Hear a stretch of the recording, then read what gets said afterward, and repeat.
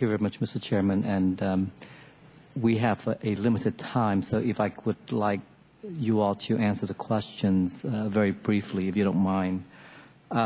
First of all, I was not here, and I was just wondering whether or not anyone asked for what do you mean by the term legitimate? Can you explain to me what do you mean by legitimate claims, and how do you decide whether a claim is legitimate or not?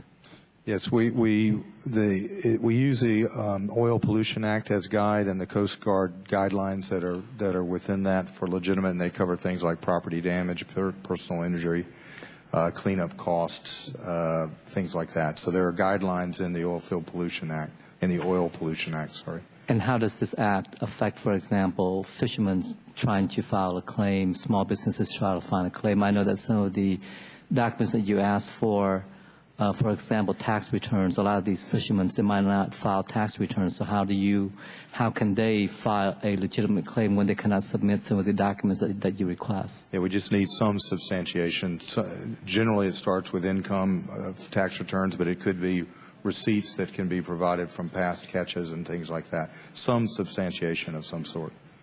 In the last couple of days, I've met with a number of your employees, including the Vice President of BP. I conveyed to him some of my concerns in the implementation of the Vessel of Opportunity program, as well as some of the programs, training programs, benefit programs, how they are being implemented in the minority communities, because there are problems of language, problems concerning accessibility. I wonder whether or not some of those concerns are being addressed right now. I don't know those exact concerns, but I'll be glad to go back and check and get back to you as quickly as possible. What kind of plans do you have in the long term to address the issue of economic development, to address the issue of the seafood and fishing industry for the states along the Gulf Coast? There are several studies. One major one is a natural resource damage assessment study that's going on now with the federal lead trustee is NOAA. They're doing that study, which is baselining things, and then will evaluate the damage to natural resources, the damage to fisheries, the damage to any natural resources, their restoration and their compensation based on that. But obviously that deals more with tangible data. How do you address in the long term the issue of the psychological impact on the area, the fact that people might not be eating seafood from the Gulf Coast because they fear that they're contaminated? How do you bring back tourism to Florida, to Alabama, to Louisiana? Do you have a long-term plan to address those issues? We are working with the states in terms of tourism. As an example, we've given, this was announced a couple days ago, about $70 million across the Gulf Coast to do advertising and help to get the messages out that the states want to get out as regards tourism. As regards your other question on longer-term effects, I don't have a specific answer for that, but I do want to let you know that our intent is to stand behind what we're saying, and it doesn't end when the cleanup ends.